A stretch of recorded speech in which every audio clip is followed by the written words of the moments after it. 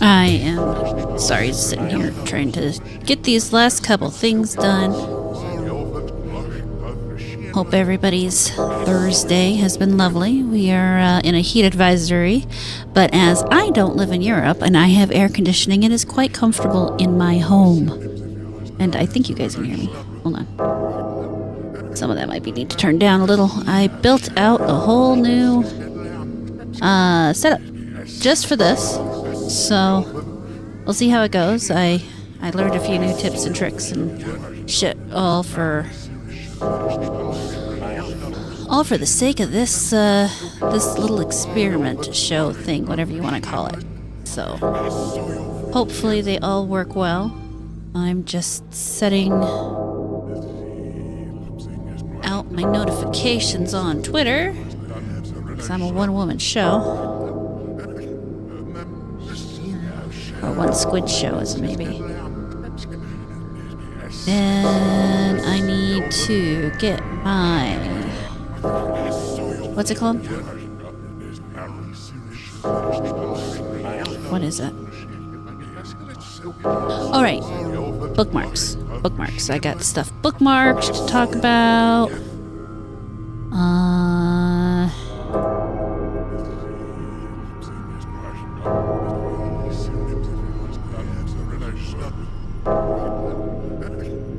And I just want to get those set out real quick.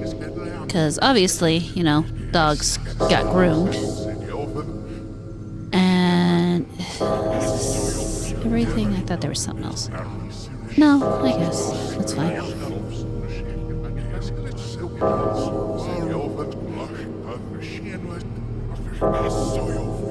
Some interesting things I saw going on. I mean, obviously, there's still a whole bunch of drama around the whole Microsoft layoffs. And then there's a big exciting thing going on today.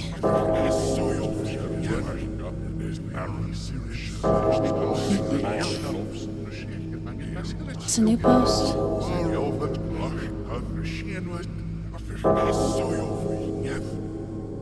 Well, I think that's just the...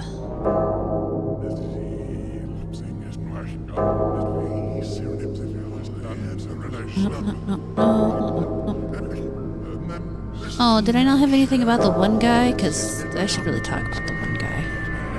Got that. I thought that was interesting, so we'll put that. If I get run out of shit to say, we'll talk about the one guy. But let's go ahead and say hi. Hi. Everybody's doing good, like I said.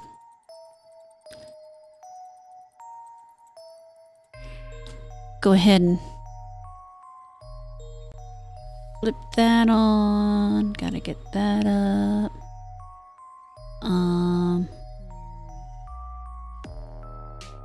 Oh, okay, cool. That'll work. And then I can just click that. Okay. Oh, sorry. Let me get out of your way here. There we go. Out of the way.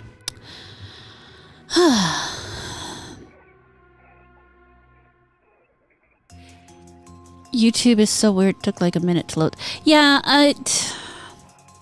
the whole thing's weird. It doesn't seem to matter which frickin' service you're on. It's always funky some way. I don't care how old or new the service is. They all kind of suck.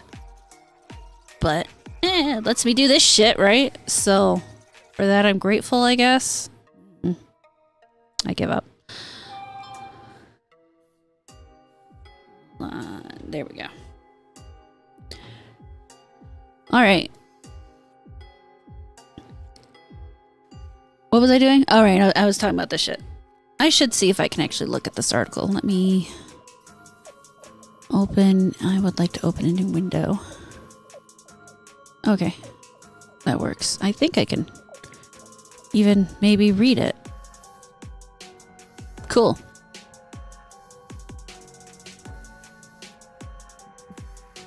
I will be able to read this article. So yeah, so Bloomberg has reported on this stuff, which, I mean, no surprise there. Let's take a look. Or let's face it. This many people being laid off immediately and then over the course of the next year is pretty big news in the business world, and in general, that's a lot of people to lose their jobs. So, no shocker there. But I don't know. I think we'll look at the article first. I haven't actually read the article yet. But there's some interesting things that kind of tie in with because there's a lot of people saying some things and then some other people saying some other things. And I'm curious about how they interact. So let's go ahead and oh, this could be weird. That's fine. So then I'm going to, like I said, I set some stuff up, so we'll see how well it works. I need to maybe come up with a new thing going on here. There we go. And then I can just hide that, and we're good. I need to find a way that I can hit one button and it hides one and shows the other. But that's for later experiment. For now, look, you can see the article. So cool. Yeah, I know. But the takeaway is Obsidian has canceled multiple projects and will begin working on a new Fallout game, which I know a lot of people are excited about as part of the restructuring within Microsoft. Rudy, no, it's not a good time, honey. Come here.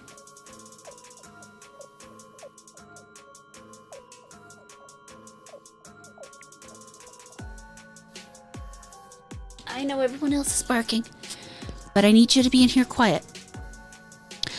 The studio's laid off around a quarter of its workforce and canceled a planned sequel to the 2025 role-playing game Avowed, along with other unannounced projects. And the studio design director, Josh Sawyer, will lead the new Fallout title, and Obsidian will work with Bethesda Games on the project, which is interesting. In part of course, Asha Sharma's plan to invest more in the bigger franchises, which is a good idea. I mean, you know that they work. You know people want them. I know that my dog is trying to lick my face while I'm trying to talk to people. Jesus Christ, animal.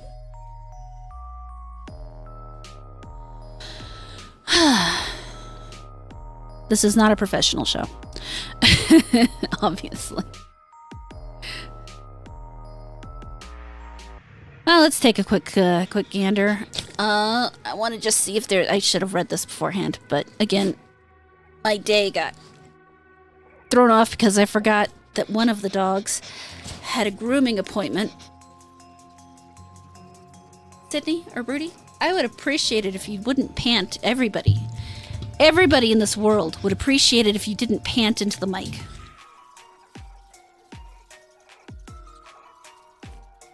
And I would appreciate it if you didn't pant in my face. Jesus Christ, your breath is awful. Ugh. One of the fun parts of being a VTuber is you guys can't see the abuse I'm taking. No, keep your paws off the keyboard. If anything weird's happens, blame the dog. Just blame the dog. So, while I continue to... Well, that's really... That covers the stuff that I was most curious about. Because what I have, and of course that's Jason Schreier, who... Mixed feelings about that one. But the reason I'm curious, and maybe I should go further through the article, and maybe we still will. Chris Avallone, who is the dev writer Planescape Torment, worked on Fallout, New Vegas, Divinity, Prey, Into the Breach, Dying Light 2. It's all right there in his stuff. Basically, yeah, game dev. So... It says, aside from other news, Obsidian employees appear to have been told all the company's projects were re-evaluated today. So, Grounded is still going, but is mostly outsourced to Eidos Montreal, so that's no surprise.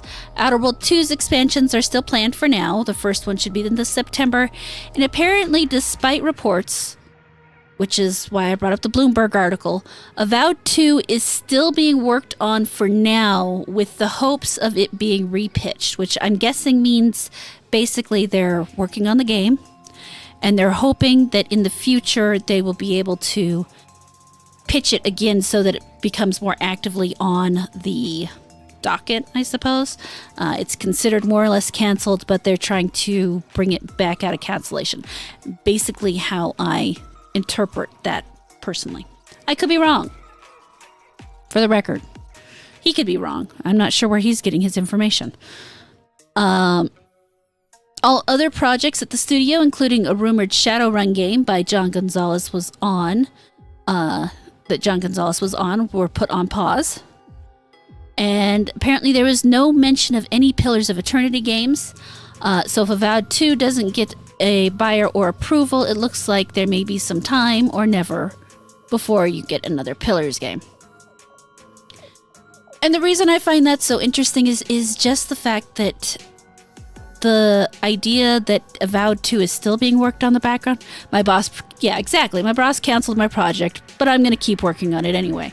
Yeah, that's exactly what I was thinking. I'm going to keep working on this even though we're going to keep working on this in the background when they're not looking, even though they said no. And we're hope they'll say yes after we show them what we did.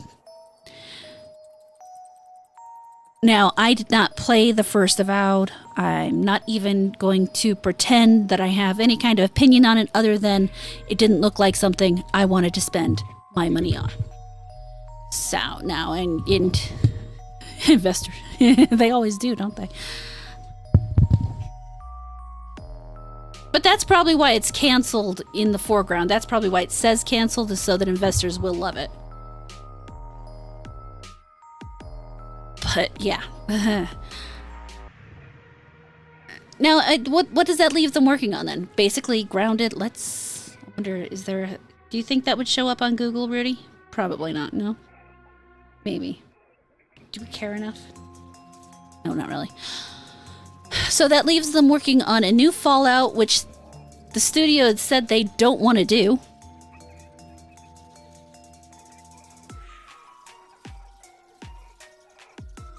Yeah, my big problem was it was so brightly colored. I prefer dark fantasy to neon fantasy. That's part of why I couldn't play the new Dragon Age game. That it literally looked like something from Fortnite. And again, I don't like that style. The art style just shifted so hard.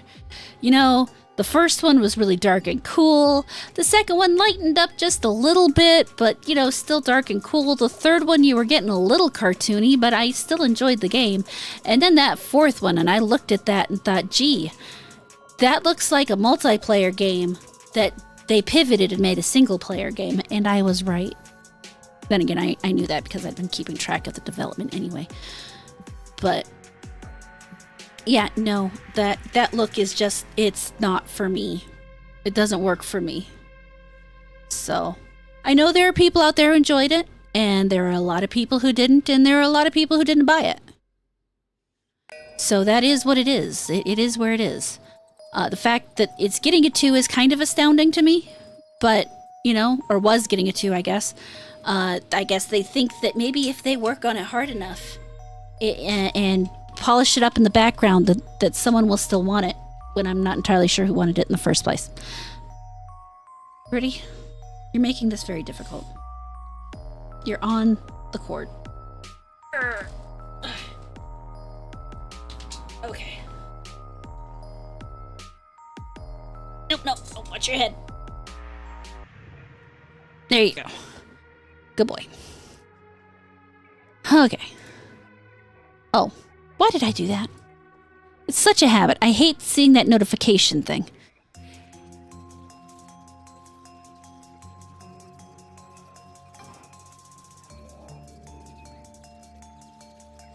So yeah, plenty of stuff about Jason Schreier.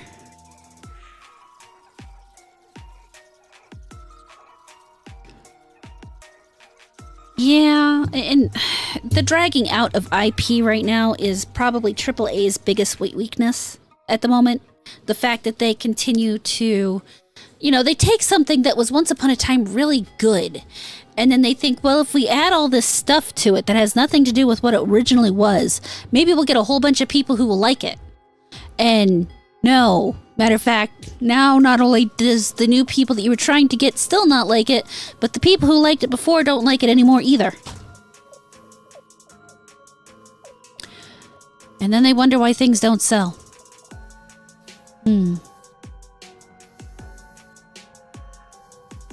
It's a frustrating world out there, guys. It's so frustrating.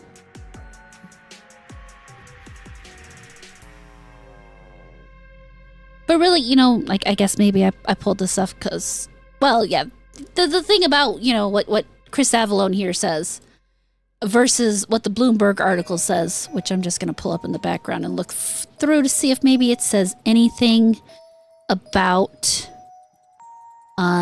so yeah, Josh Schreier, which, I mean, there's some stuff about him out there, but I don't know that I really care. I care about where culture intersects with games in regards to how they affect the development of my game. I don't really care about what the people behind the game really thinks. A lot of times, as long as they make a good game in the end, I don't give a fuck.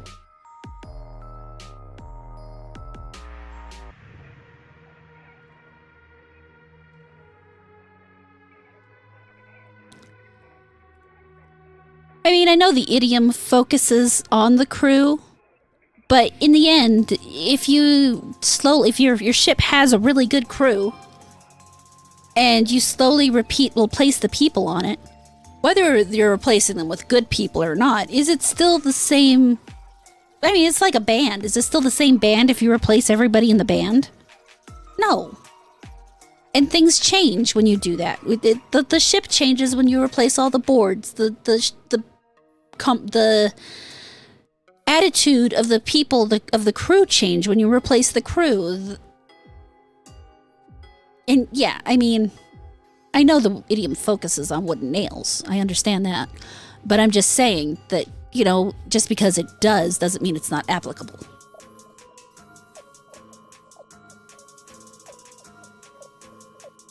You know, and if you begin to slowly replace everything about something, is it still the same thing?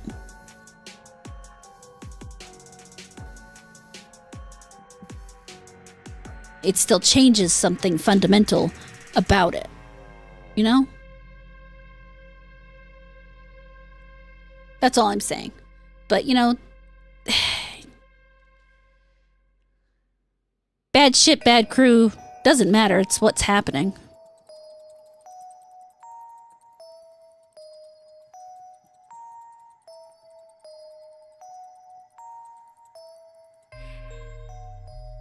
Oh, God.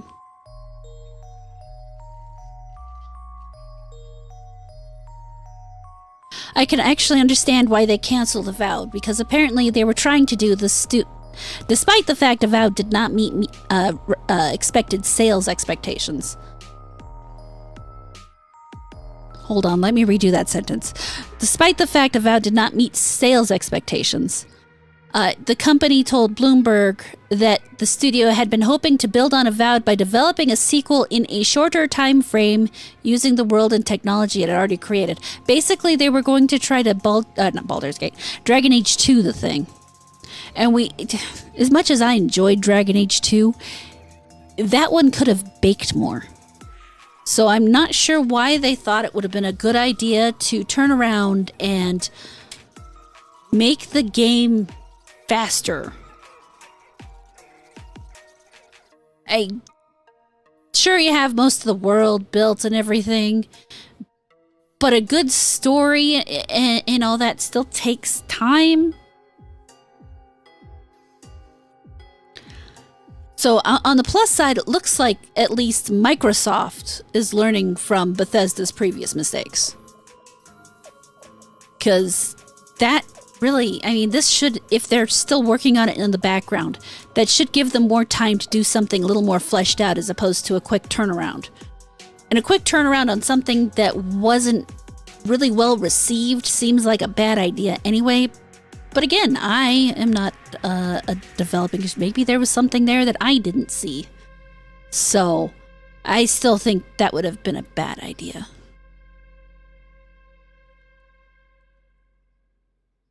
But I could be wrong. I don't think I am, though. Alright, well, that's a subject that's gonna get beat to death over the next few days. So instead, I want to talk about some censorship issues. So Love in Deep Space, not a game I know I talk about stuff I don't play a lot. It seems weird, but there's a reason for it. It's because it all ties together in the end, especially things like this. Things like Love in Deep Space, where they decided to rally against the game to the point that they've got a entire person or character that they were going to add to the game removed, but they made such a loud stink about it that they have now attracted the attention of the Chinese government.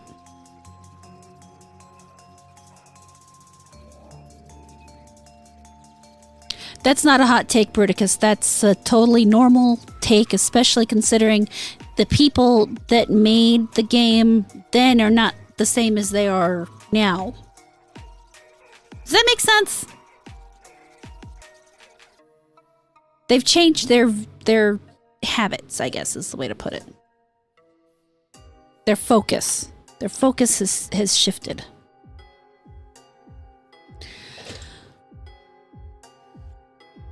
But yeah, so the Chinese government has now taken some interest in Love in Deep Space. And this is kind of what happens when you allow the government to focus too much of their attention on creative mediums.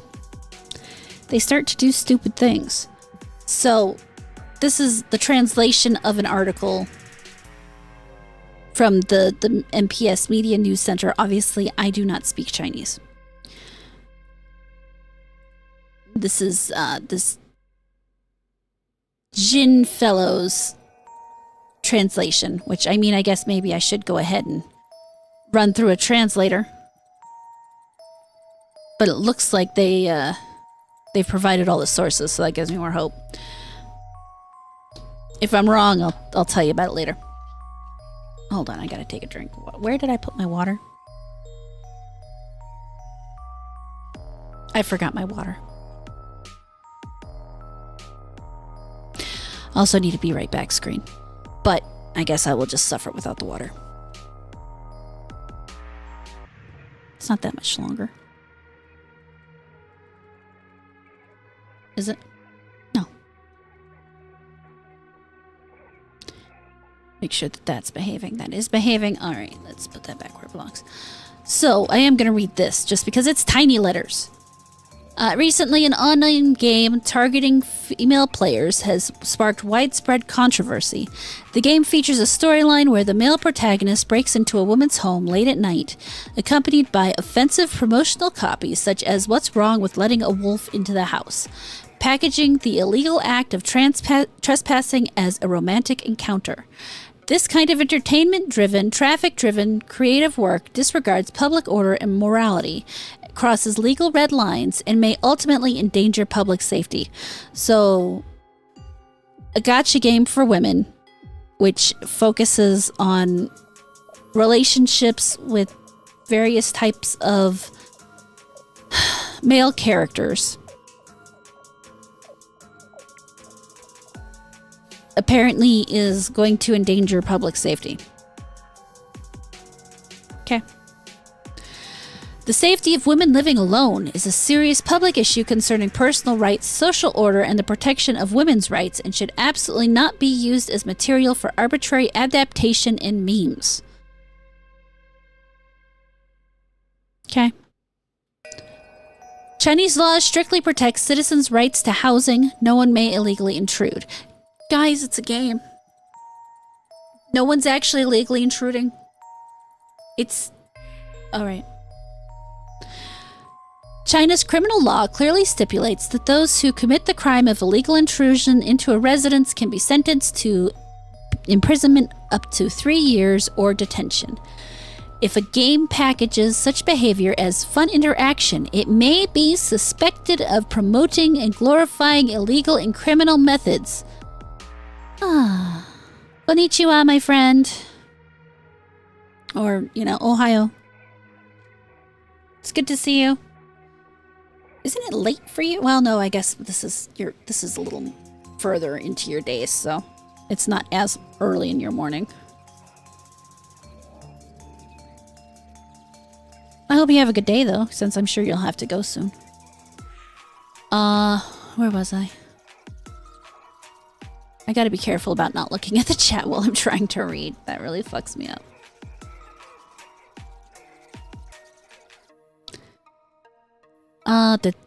Okay, it's fun extraction me glorifying criminal methods, which is not only a disregard for authority of the law, but also a blatant transgression of the spirit of the rule of law. So, by having a depiction of a crime in a video game, you could be breaking the law, the spirit of the law. What? If anybody has any insight into this, because this is the same type of and this is why I bring this up. This is the same type of thing that leads to things like the current push for age verification across everything. This is using the safety of a group to push for censorship. Which, do we really need more of that? I mean, China apparently does, but even more dangerous is its intangible erosion of public perception. This kind of content creation logic that prioritizes traffic is highly misleading, especially causing cognitive biases in minors whose minds are not yet mature, weakening their vigilance against dangerous behavior, and seriously undermining the effectiveness of public safety education. So the Chinese government believes that humans are incapable of determining the difference between between fantasy and reality is basically what they're saying, and that minors are the more vulnerable. Well, I mean, technically minors can be more vulnerable to it, but at the same time, they're not stupid either. Or maybe they are. I don't know. Some might argue that games are games and reality is reality, and the two shouldn't be confused. They shouldn't. However, facts have proven no, they haven't. The online game content that crosses the line can seriously affect the health growth of teenagers. In 2018, a 15-year-old boy named Zhao Tang became deeply addicted to a violent video game. Seeking the thrill of killing in the virtual world, he brutally murdered his 23-year-old female neighbor.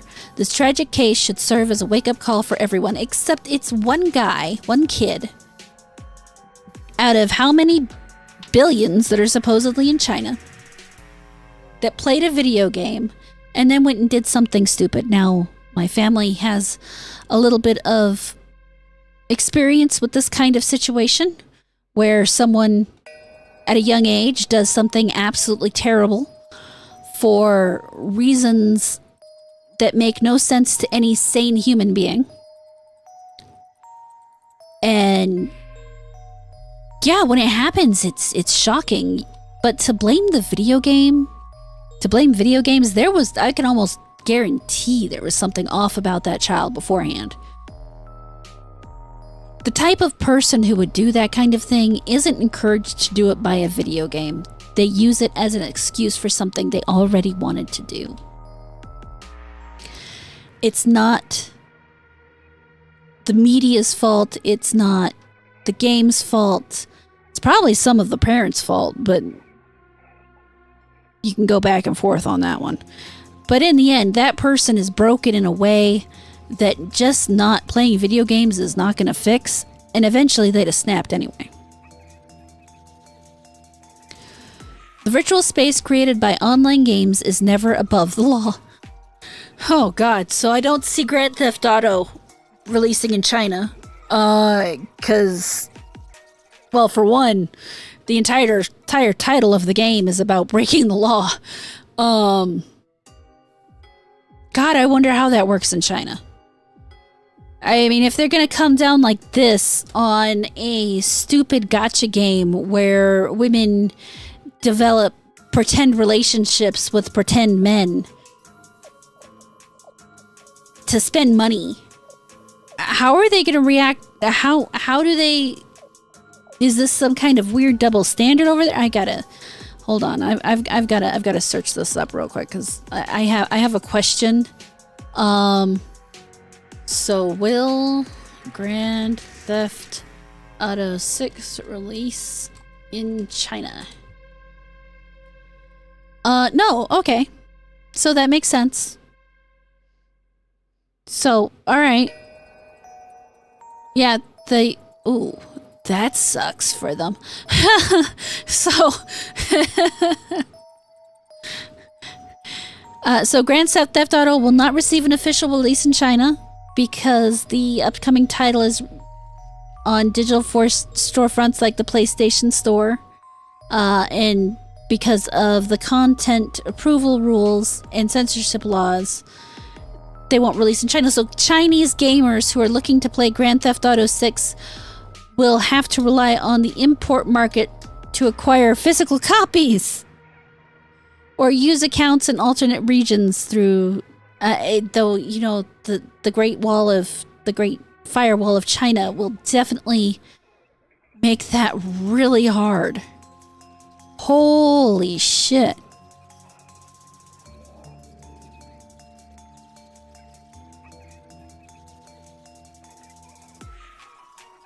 So yeah, that's interesting.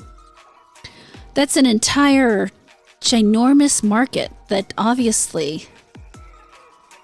I mean, people never think about that, you know? We're all sitting here talking about what it's going to be and how it's going to be like, and there are a number of countries that GTA is already banned in. Bahrain, China, Kuwait, Lebanon, Oman, Qatar, Russia, and Taiwan. Huh. I mean, I wish I could say I was surprised, but I mean, that's what happens when your government is the one who legislates this stuff. You end up not being able to, I mean, I don't want to buy Grand Theft Auto, so it's kind of a point of academia, an academic point for me, watching it, seeing what happens. But imagine living in a place where breaking a law in a video game is treated like breaking a law in reality. Like, they genuinely think it's the same thing. It's the same behavior to them. That's wild to me. Even trying to put myself into that kind of mindset just seems crazy. You know? Huh.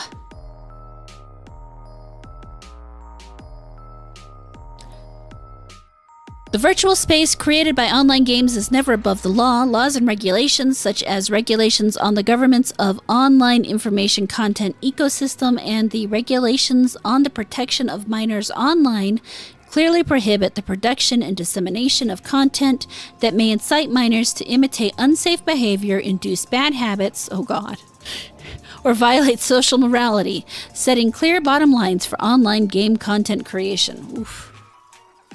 Yeah, that takes a lot of games off the table. What do they even play in China? Probably Mahjong. As of now, the relevant character and plots in the game have been taken offline for rectification, yeah. A measure that responds to public concern. However, taking the content offline is not the end. Deeper reflection is needed. This incident serves as a stark warning to the industry. Any content production that deliberately blurs the line of illegality, glorifies dangerous behavior, or undermines public safety will ultimately face legal sanctions and public resistance.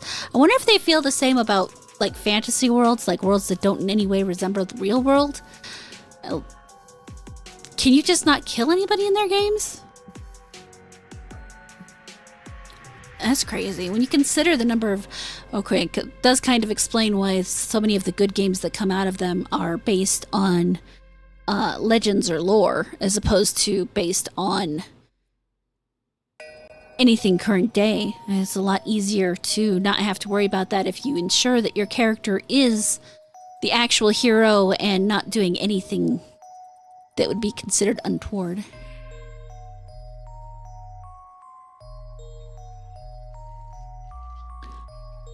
Combating the chaos in online game content requires streamlining the entire chain of creation, review, and supervision. Game companies must abandon profit-driven thinking? How are they supposed to stay in business?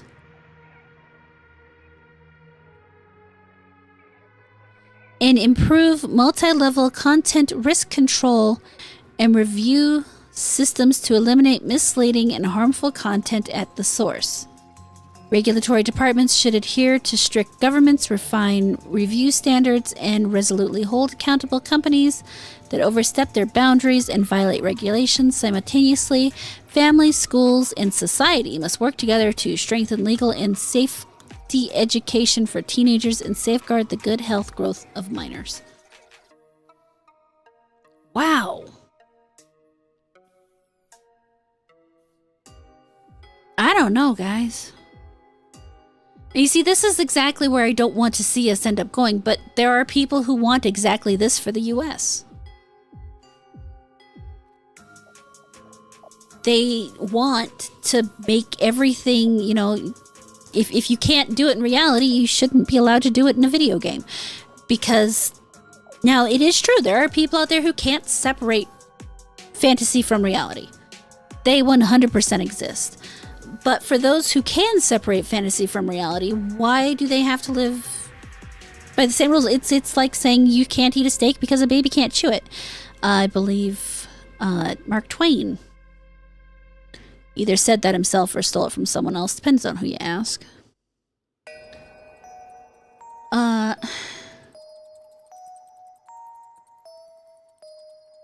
state will subsidize. Yeah, communism, yay. It's a frustrating world we live in. Let's reload that real quick. There we go.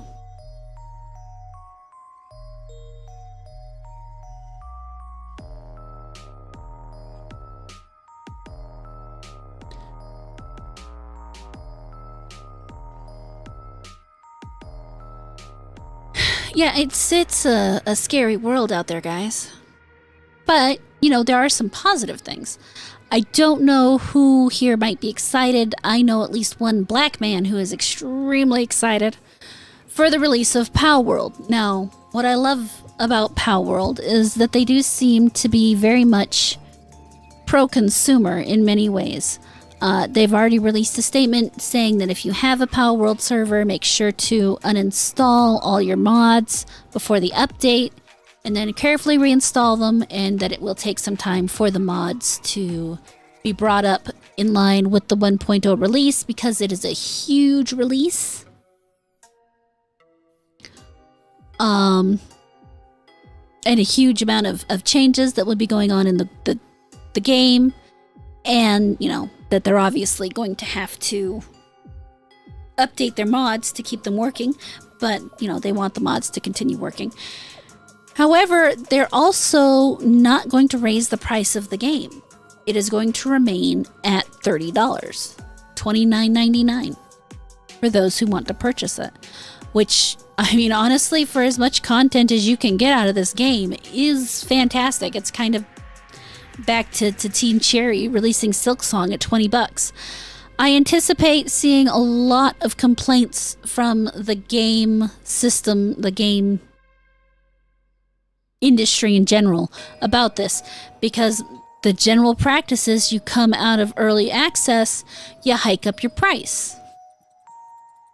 You make it more expensive because, you know, supposedly you're done now, so you are supposed to be getting more, which means you're supposed to then adhere to what gaming has basically put in as the standard. I think normally this game would end up being like $60. At 30, I could see people buying this not just for themselves, but for their friend as well, so that they can play it together. And yet there's obviously controversy about, you know, the whole Nintendo thing, and it seems like they were waiting for that to settle out before they went out of 1.0. Which, the fact that it went in their direction at all is surprising to just about everyone in the world.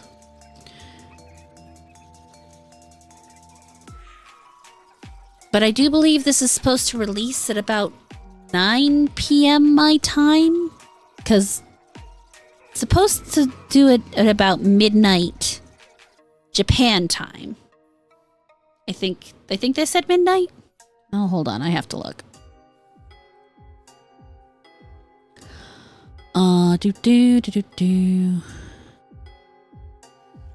Modding community, not raising the price. Passes 40 million players. That's a lot of players. 4 days. Oh, come on. Here we go. Oh, about midday in Japan. So, yeah. So about noon today in Japan. So, Sheep said that would be about 9 o'clock our time. And I can't do all that math. That makes my head hurt. Never mind. I won't do all that math in my head.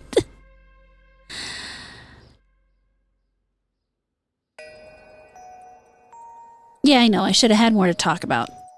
I thought I did. I thought I'd bookmarked some other stuff, but apparently I did not. Or I forgot to put them in the right folder.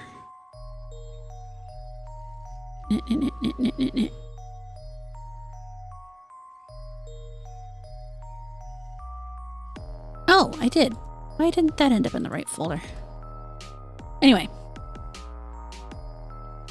So yeah, Power World staying $30, releases tonight. My husband is so excited, I will probably end up losing him for the next, well, at least the next few days. He's going to be doing a server with the SNH crew. He's going to be doing a server with our Jazz, the guy we do the OCP with, or I do the OCP with. And then he's going to have his own server. I'm sure there was at least one other person he mentioned he would like to play with. So that's going to be a lot of fun. But to step back to the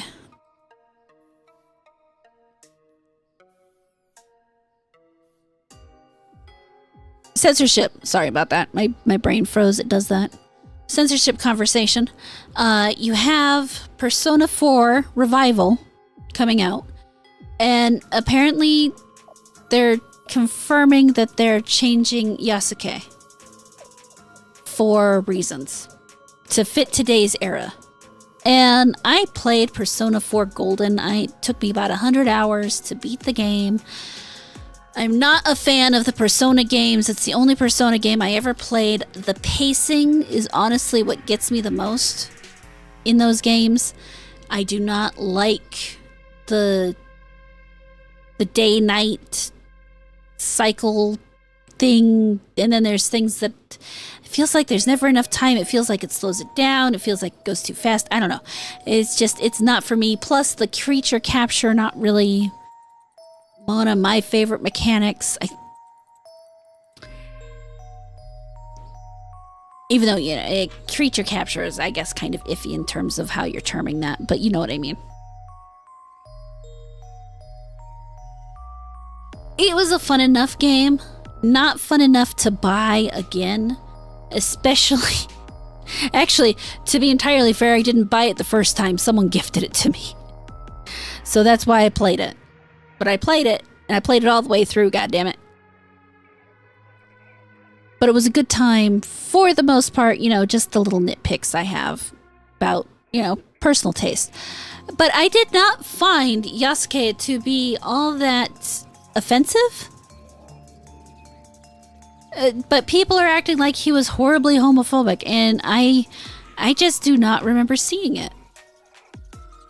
Hold on, I did that wrong. Give me a second.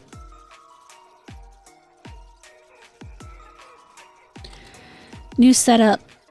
Learning how to do things. I apologize.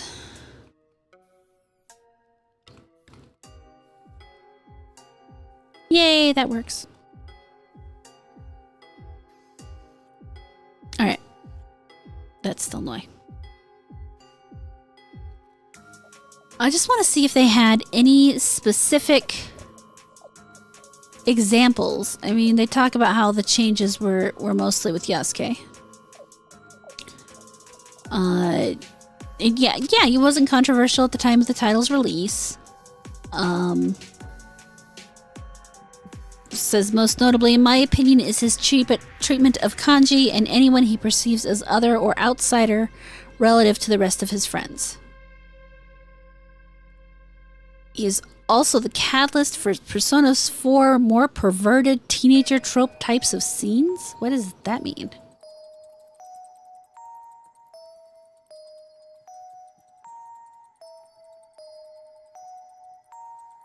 Hold on.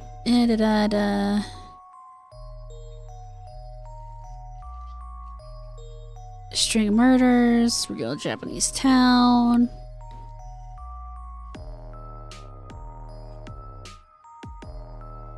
I don't see anything where they're talking specifically about that. Interesting. Apparently it was just a link to this thing about their scenes. So, alright. There are many reasons fans have speculated could fuel this behavior, especially as it relates to sexuality. Oh my god. Sexuality and Kanji's perceived sexuality, but at the core of it is that Yasuke's represents a bro archetype that just doesn't fly as readily as it did nearly a decade ago. But why change it is the question. Why do we live in this time where you can't just let things be what they were and understand that you're going into a glimpse of what it was like in the past? Instead, we have to constantly update things. Maybe, it's funny because I think about it and I think about that concept and I immediately go into the concept of how, you release a game now and if there's something wrong with it, you can continue to fix it over time. You can update it. You can make it better.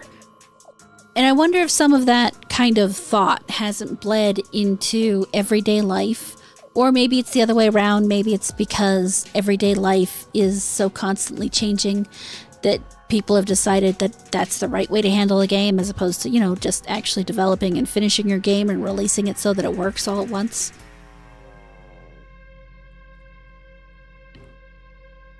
we have definitely lost some idea that things that happened in the past should remain stable, so that we can look back and get an understanding of where we came from and where we're going.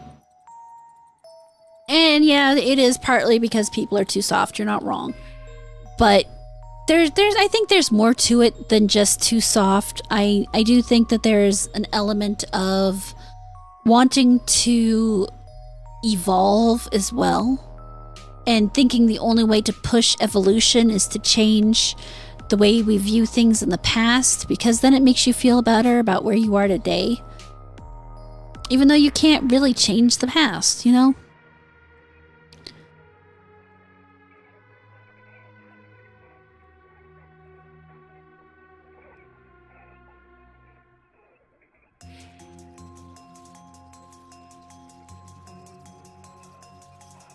But I don't know. To me, that's just...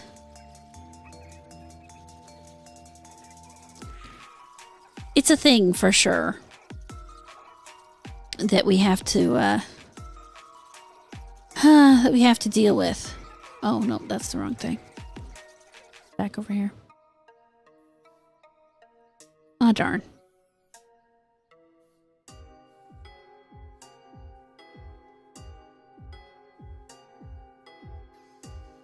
Yeah, I really should have bookmarked more things. That would help, wouldn't it, huh? I'll have to remember that for tomorrow. To bookmark more things tonight. Oh damn, that's a terrible thing for you guys to be seeing. Why is nothing loading is the question.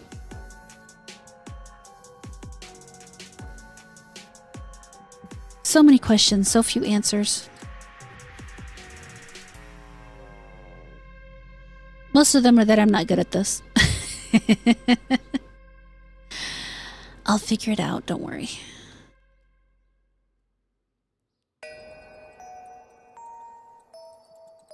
So yeah, that's basically what I've found over the last few days. That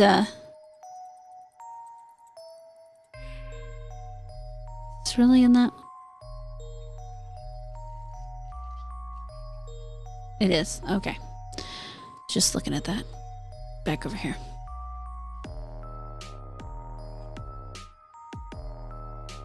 Just kind of trying to get an idea of where we are, you know? And there's always something new going on. But, you know, instead of continuing to ramble on and sound like certain other people as I try to drag things out, I think we'll just go ahead and call it a day, you know? I appreciate everybody for being here. I will be back tomorrow at the correct time, which is 11 a.m. Or 1 p.m. Eastern. So feel free to stop by, and I will hopefully have more for us to talk about then. If not, I will just scroll through Steam and we'll look at video games, because that's the other thing I want to do at this time, is just look at things and talk about them. This does not have to be a news thing. I have to remind myself that. This is not meant to be just a news thing, but I didn't have things set up right today. Everything got so thrown off by, you know, having to take the dog and having to rearrange work and all that, you know. Then I have to get timings right. I've still got to run out to the store, grab some stuff from there. And, you know, it is what it is, my friends. But we'll be good. Tonight, there will be a stream at 9 p.m. my time. I will be playing some more Neo 3. I should be just about done with it. And I've decided after I finish Neo 3, I'm going to play Shadow Hearts. Because that is a fantastic game and more people should get to look at it. Even though it's from the PlayStation 2 era. But you know what? That's fine. Tomorrow night will be 7 Days to Die. Tomorrow morning, I already said, we'll be back here again. This weekend is going to be some Baldur's Gate 3 and Neo 3 again on Sunday, but instead of doing it earlier in the day like I had been, I think I'm moving it to 9 p.m. because I just prefer streaming at about that time. So that's what we're going to do. And then, back again Monday, Tuesday, Thursday, Friday for this thing. That's what we're trying to do. 4 days a week. Monday, Tuesday, Thursday, Friday, 11 a.m. But thank you guys so much for being here. I appreciate the time that you've given me. I hope you have a fantastic day. Take care of yourselves. And I will catch you later. Goodbye.